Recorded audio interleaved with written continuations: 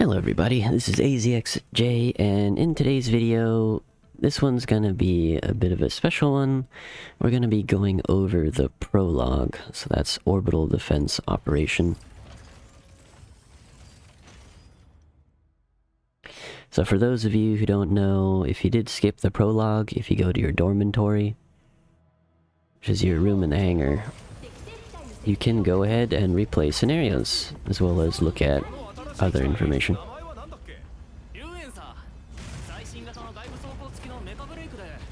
And I'll show you what that information is after this.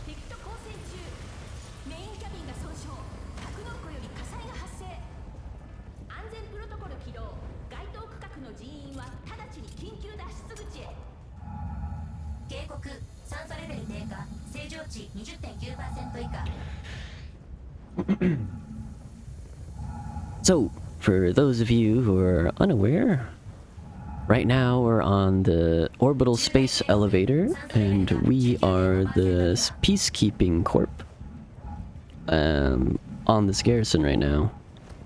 And we just got attacked by Thea's Vanguard.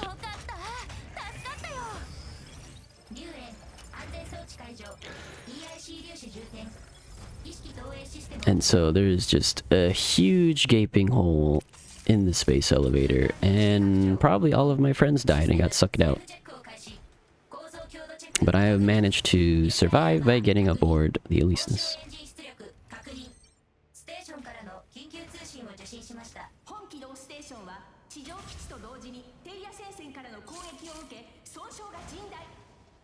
I just thought it's funny that these debris are shaped like people.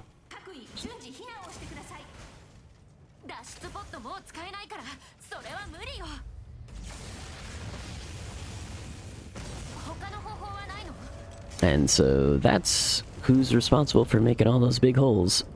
So that's a Makalu, one of the, I guess, colossal type strikers that Thea Vanguard has control of. Can you see Earth below? Because we're on a space elevator. Look at that. The Earth has like a little bit of a purple hue and a little bit of light blue. And I believe that's supposed to be like corite pollution. You see the rest of the Earth looks like a normal atmosphere except for those little areas. And there's a fire, a huge fire over there. It's kind of hard to see. Is there photo mode? Oh yeah, there's no photo mode for strikers. Maybe we can see through this window. Oh yeah, look at that tower over there. That's corite.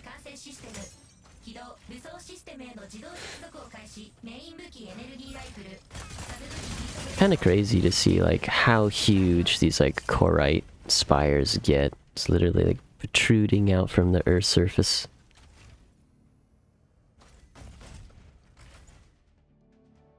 Yeah, look at that. Everywhere. Kind of reminds me of the spires in Digimon, but really huge. So for those of you who are unaware, basically the sun had a coronal mass ejection. And what that is basically magnetic fields discharge from the sun, kind of like those solar flares. It's kind of like a giant solar flare, and that just hit Earth one day, and that's pretty much like a world-ending event. But what happened was we got all kinds of natural disasters, and then, you know, like volcanic activity, seismic activity, and then these giant crystals sprouted from the ground. That's called corite.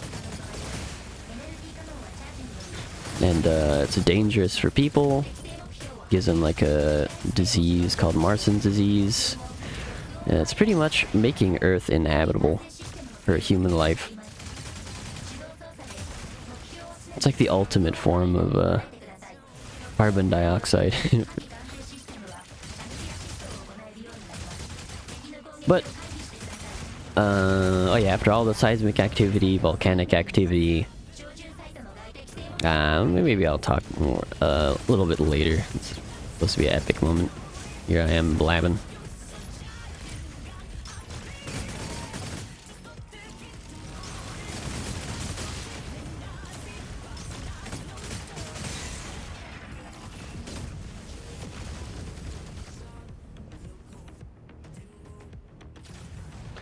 So you guys are hearing right. If you're familiar, that is Suwano. Hiroyuki Suwano. You might recognize him from Attack on Titan. Aldona Zero. All those like famous anime.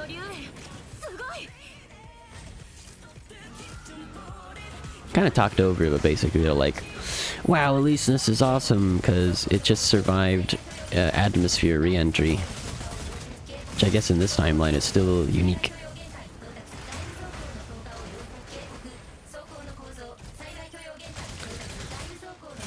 So right now we're fighting Vanguard, Thea Vanguard on the ground. This must have been the red flamey area we saw from the orbital space elevator.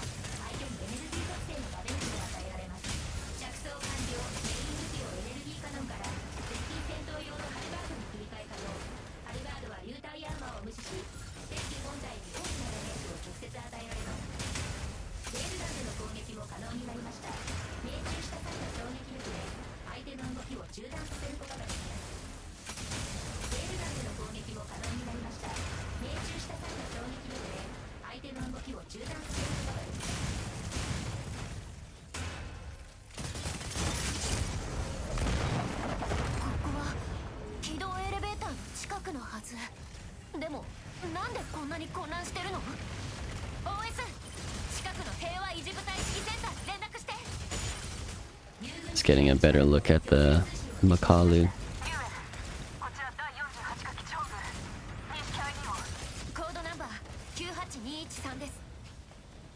Just wait for this transmission to go through.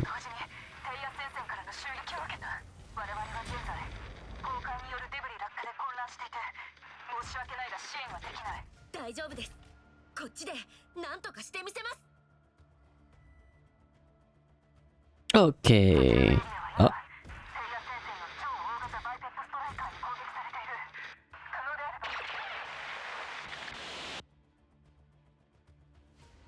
Okay, so now that the narration is done, so right now we're on the ground level.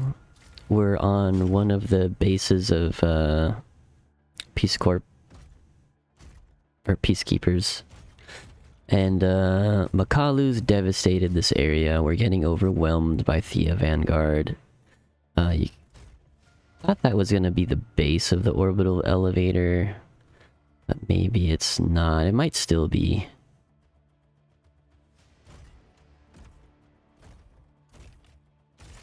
Yeah, I can see this city totally leveled. Just want to see if I can see anything else from this point. Nah, not much. Just city and bay harbors.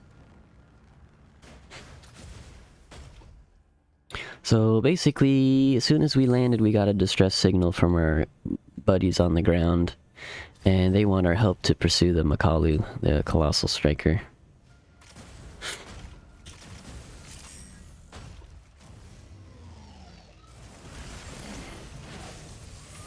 And this is Wolren. This is, I believe, the prototype for Welkin.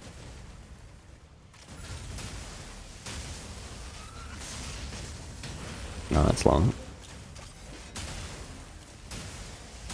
Yeah, so in-game lore, The reason why melee weapons go through our fluid shields is because it's a Korite weapon.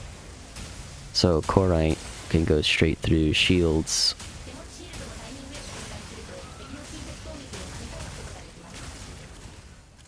Ooh.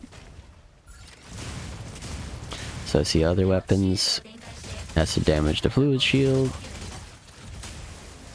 But our melee weapons don't have that issue.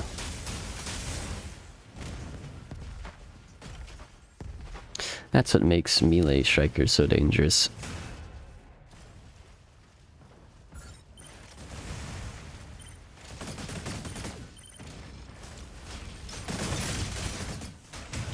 So what I find pretty interesting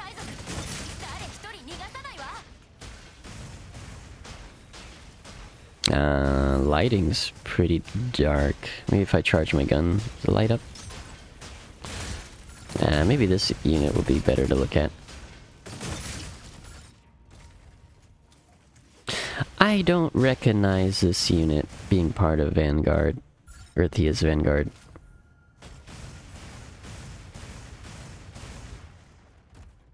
Kinda looks like a coyote something from Signia Union. Or not Signia Union, maybe with the Elastic Federation? Doesn't look like the Vanguard unit. But maybe they're able to purchase strikers from like black market or something like that. So here we go, we got Makalu. I think that is the orbital elevator right behind him. I think it's just so damaged that you don't see the rest of it connecting.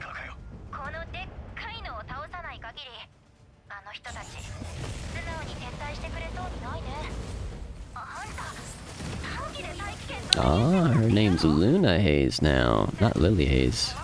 That's the pilot of the Durham, not Dunham. Oh, okay, so we got slight name changes. So, Luna Hayes is the Lumine pilot, and Josh Durham is the Hurricane pilot. Pretty sure they're part of Shadow.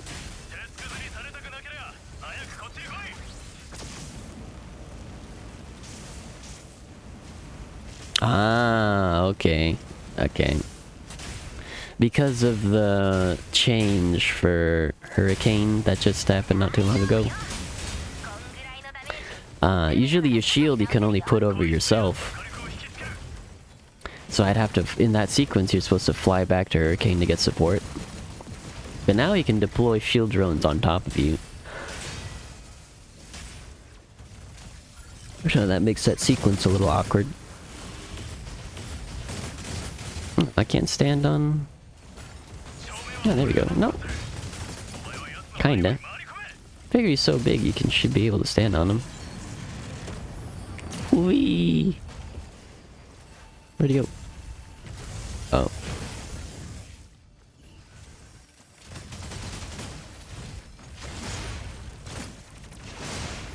Yeah, it's so cool. I like the After Effects.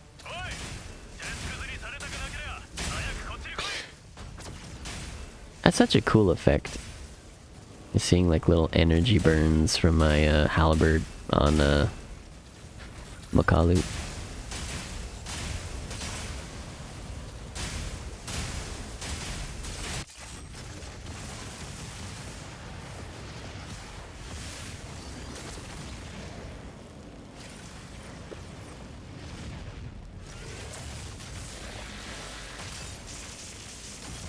Josh is going down here.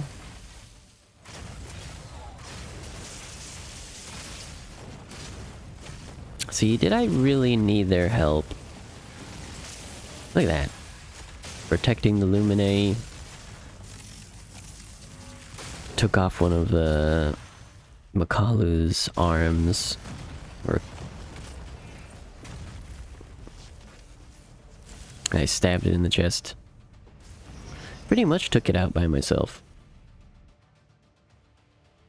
After the attack, you join Shadow as a striker pilot, fighting to end conflict, shatter oppression, and resolve the crisis brought upon by Korite.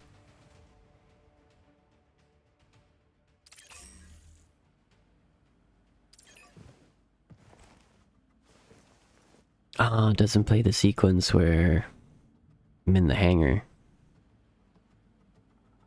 talking to the guys and then boarding the Elysius. So yeah, if you go into your room, your dormitory, go to your computer, hit access terminal. If you go to archive log... Oh, never mind, that's the one with the password. You get strike log, yeah. We just went over orbital defense operation. Second part probably has the next sequence. But I think I'll probably save that for a different video. But just to recap, we're the Peacekeepers on top of the orbital space elevator. And what the orbital space elevator was, is it was basically our solution to avoiding the Korite pollution, because it was just so bad on Earth. Our plan was, let's just go to space, let's go to the moon.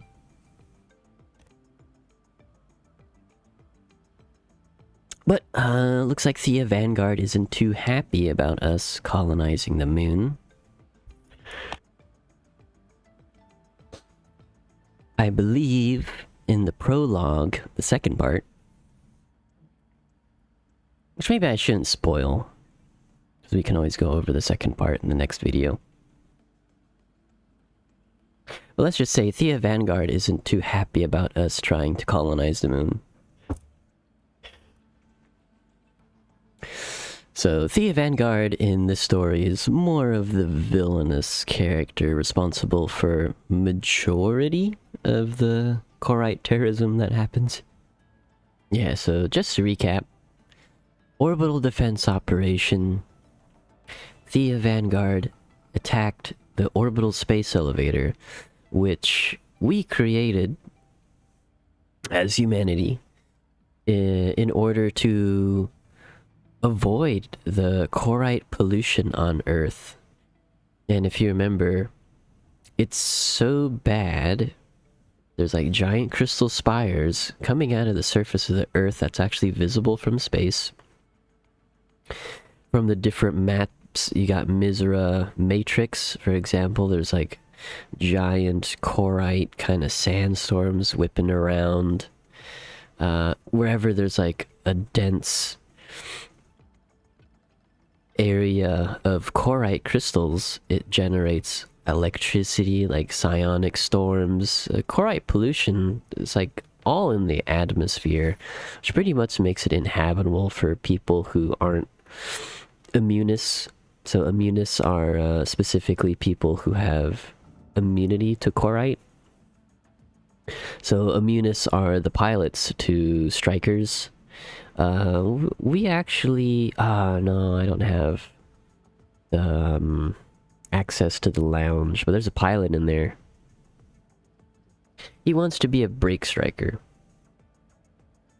because break strikers get all the acknowledgement. So break strikers are the third generation strikers that we pilot. So that's like Elysius, Tricera, Panther, Welkin, you know, the whole cast. Those are break strikers. Below would be like the jobber units that we were fighting. Those would be like Generation 2 strikers. Or like Wolren that we saw, the prototype. I think Wolren should be still Generation 2. I believe Welkin should be the first recorded break striker that at least saw combat. Technically, Elysius is the first one, but officially they don't have records of Elysius being spotted before Welkin. At least officially, there's rumors about the Crimson Year, but the official log that we have is Welkin. But anyways, we built the orbital space elevator because Earth's atmosphere pretty much inhabitable, except for like a few areas. Those kind of like safe haven type areas, because the rest of the world is just like storms, hurricanes, like Scion, like electric tornadoes, stuff like that. Still volcanic activity. Awful.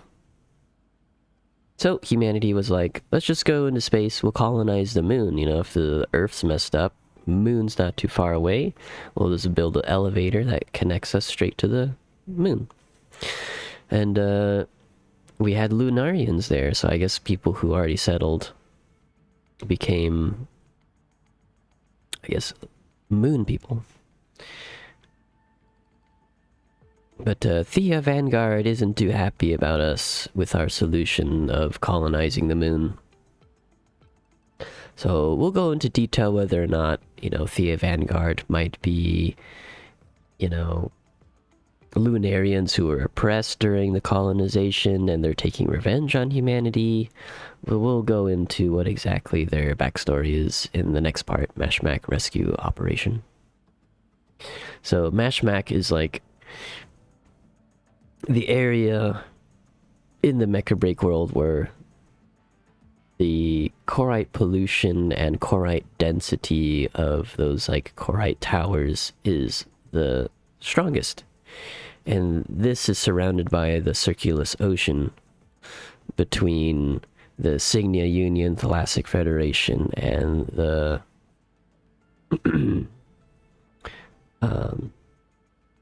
Volturia Alliance.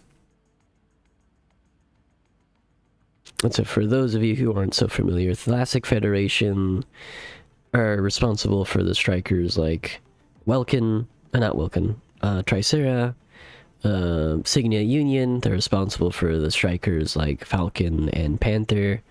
And Volturia Alliance so far is responsible for Welkin and like Wolren. And so everyone's trying to get into Mashmak because corite is a very valuable resource. It generates power, it fuels our strikers.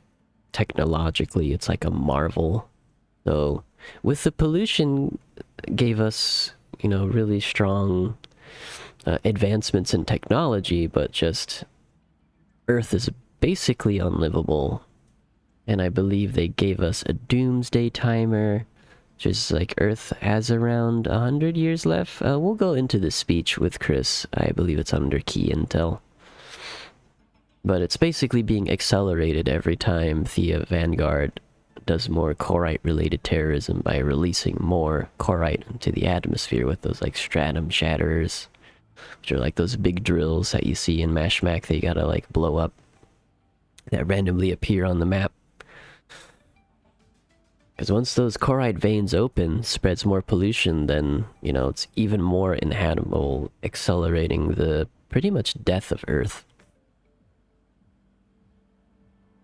But anyways, I'm going to conclude the video here now, and we'll go into more strike lore in the Mashmak rescue operation.